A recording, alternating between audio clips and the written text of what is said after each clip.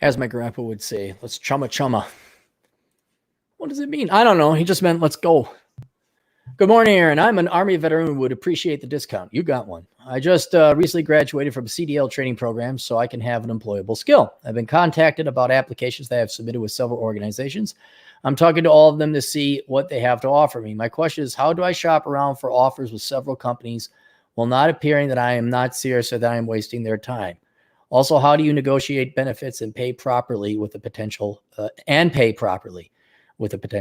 All right, let's change our mentality or approach. Not that you have one, but you have a misconception. Fuck employers. Fuck your employer. Oh, you don't need the job? I guess too bad for them. You can dick them around. Now, if I should have asked you this, if like you're freshly out of the military, because in the military, for whatever the drawbacks and criticisms people have of it, there is this idealistic, oh yeah, you're hired. Now do what we fucking tell you all the time or you're thrown in the brig. And then you do that, you get promoted. Okay, now you're gone.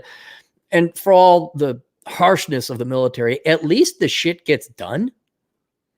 At least when your commanding officer says, go run up that mountain, you better go run up that mountain. It's not ambiguous. When it comes to private sector employment or just civilian employment in general, doesn't have to be private sector.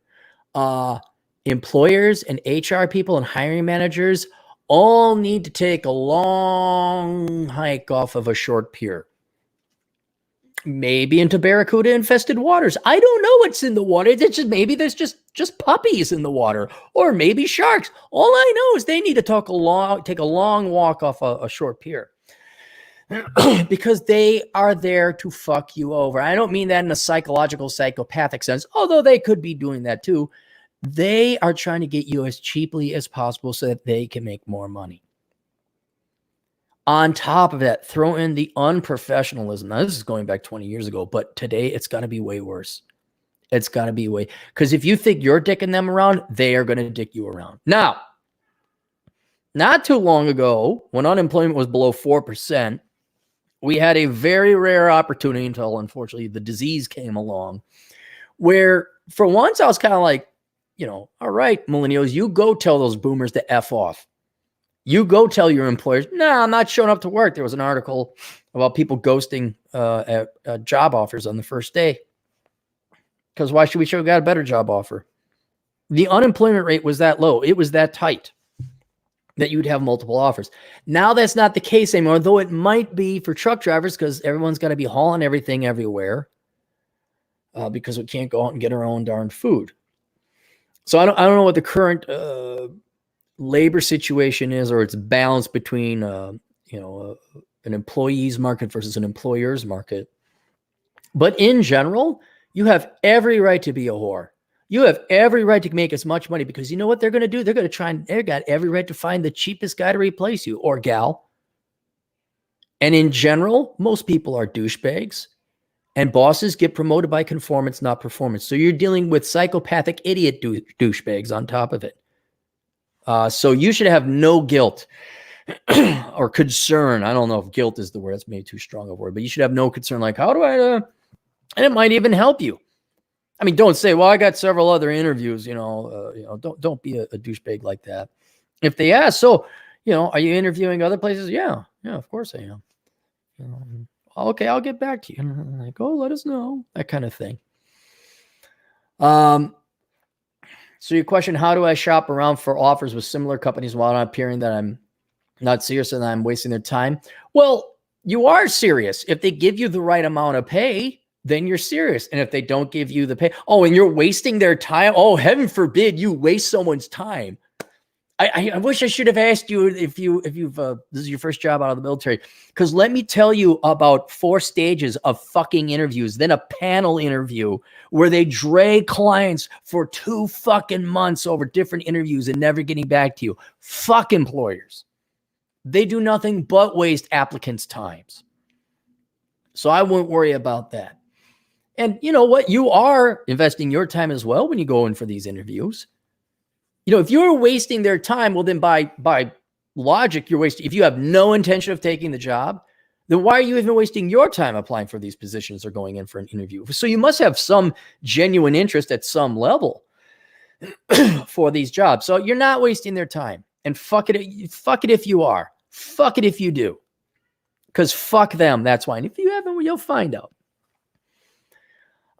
So how do you shop around for offers with several companies? You do as many interviews as you can. Apply in different areas. Because if you're a truck driver, that's range. You could go anywhere. You don't have to employ at the local shops down the road. You can go ahead and apply in Phoenix. You could apply in Idaho. You can apply in Maine. Although Maine's a little, you kind of want to be somewhat central to stuff. So yeah, and they're not going to be able to I mean, unless you act truly flippant and indifferent, like, yeah, maybe I'll, which I don't see you doing. They're not going to know that you're not serious. And you want to make it seem like you are serious, but not desperate. Like, yeah, I'm here for, thank you. I'm interviewing. I'm interviewing with several other, places. Just got my license, so I'm definitely in the market. But just seeing what's out there right now and seeing what the lay of the land is. So there's that. And then also, how do you negotiate benefits and pay properly with a potential employer? Well, the first thing you got to do is know what they're paying in that area. So the Bureau of Labor Statistics comes in handy. So research, what does a truck driver make in the Bureau? You could just, we could do it right now. Look this up. Heavy and tractor trailer truck drivers. Okay. So the median pay ain't that high. It's $45,000 a year. Post-secondary. I wonder if there's a bill distribution curve. Click on the pay. Wish there was like an entry level. Highest 10% earned $66,000. And then if not that, let's just do pay scale or something like that.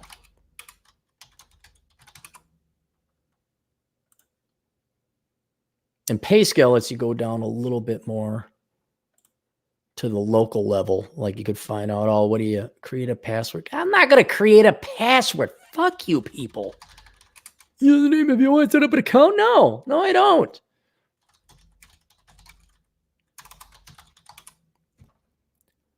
Yeah, so here it is. It breaks it down by, here's ZipRecruiter. They got data. So it's $23.31 an hour. That's Minnesota, that's South Carolina, Oregon, Delaware.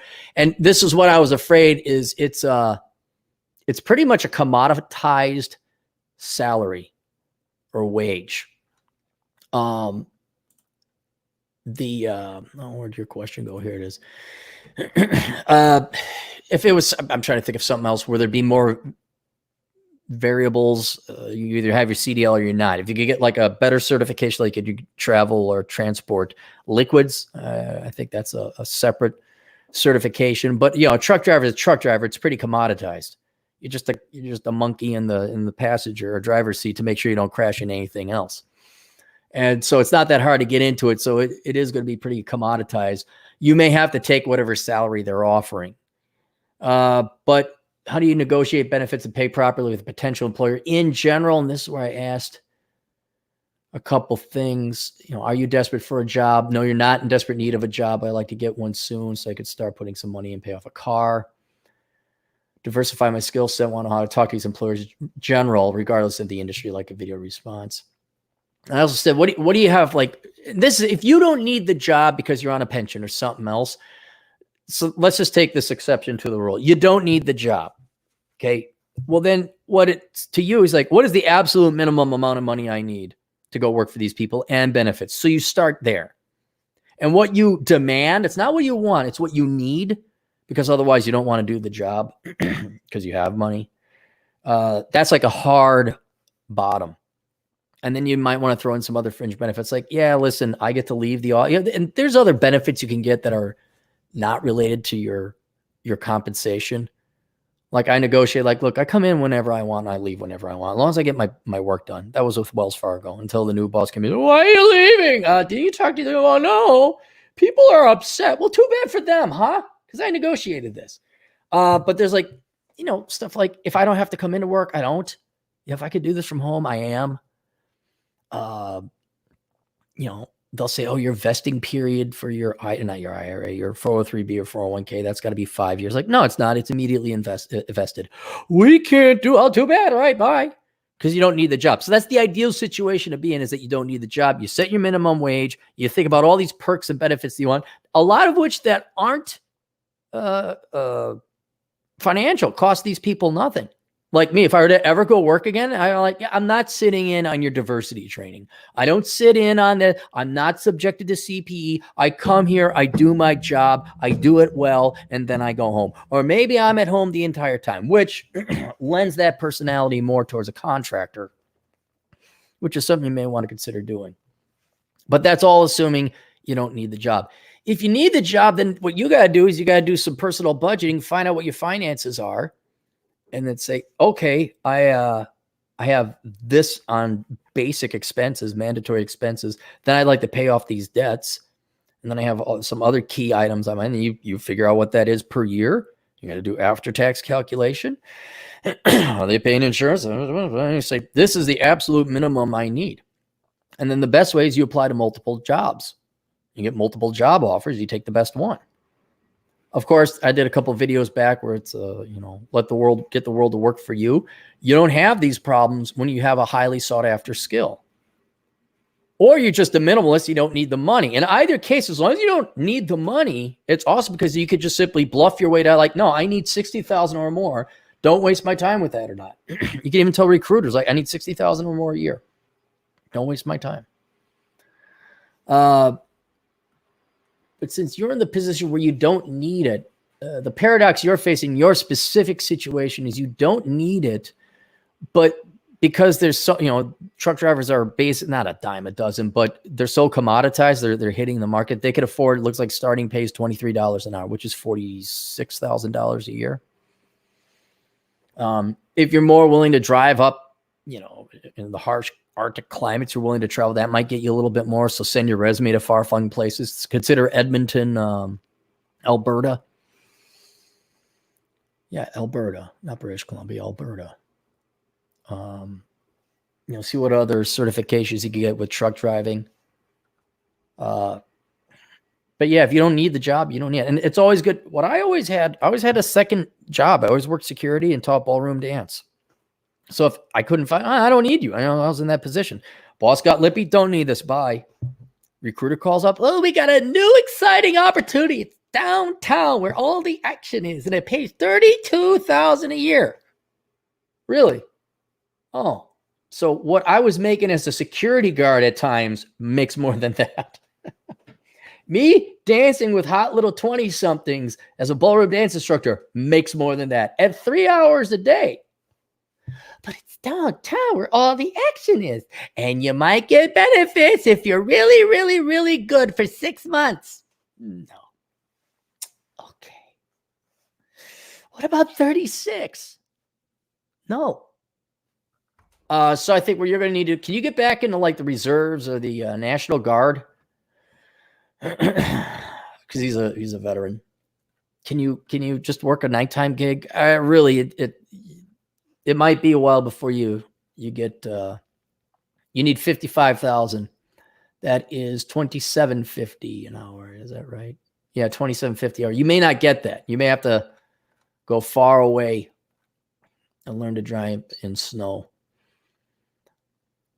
And then yeah. So here, I don't know if any of you are truck drivers or CDL guys. If you could provide them insight and advice, because I told them like I don't know much about truck driving or the truck driving market, but I'm sure we have a couple guys that do, so they probably would give you a little bit of pointers. But that's basically the best way to negotiate salary and compensation. You don't need it. That's the best thing. That's the best way to do is where you have another job offer or you got money or you're a minimalist. Everyone can do minimalism. Okay. You can all do that. But if you then on top of that have a really good sought after skill and you have no debts, you can basically just wait and bluff your way. Like this one guy I know, he had to take a job and he had to take what they gave him. Why? Because wifey was spending too much money. If he didn't have wifey spending so much money and he didn't have kids, he didn't have an SUV or a house he couldn't afford, I could have been like, nah, it's not enough. And I got a buddy who's like that, where like they'll say, hey, we need you. Do you want to? No, it's not enough. Well, what would be enough? It was like, $400 an hour. And sometimes people bite. Remember one time I was pissed off and angry too, but I had enough money. Some guy called up, hey, found your resume. We'd like you to consider working for us. I'm like $75 an hour. Don't even talk to me. What about 65? All right. And I think I was making like $30 an hour at the time. And the reason I could bluff like that, because I didn't need it. I didn't have debts. I had my money coming in. And at that time, I guess I had a sought after skill. But that's generally what you have to do. You can't come up to me and say, so I got a degree that's marginal and I have no work experience and I have car loan. I got a lot of student debt and I really need to find a place to live. How do I negotiate from a $30,000 a year offer to $50,000? I really need it. It's like, you don't have any cards. You have no cards to play with. So make sure you got a good degree. Make sure you have a sought after skill. Make sure you have no debts. By the way, boys, make sure you don't have no children. Vasectomy for the win. And things are a lot. I can't guarantee things will be easier or easy.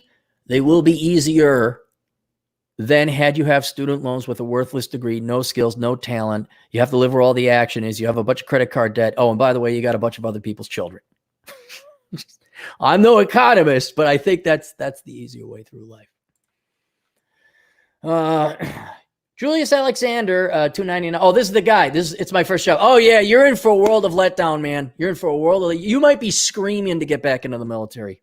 You might be screaming to get back, because oh god, yeah, you don't have the HR debts.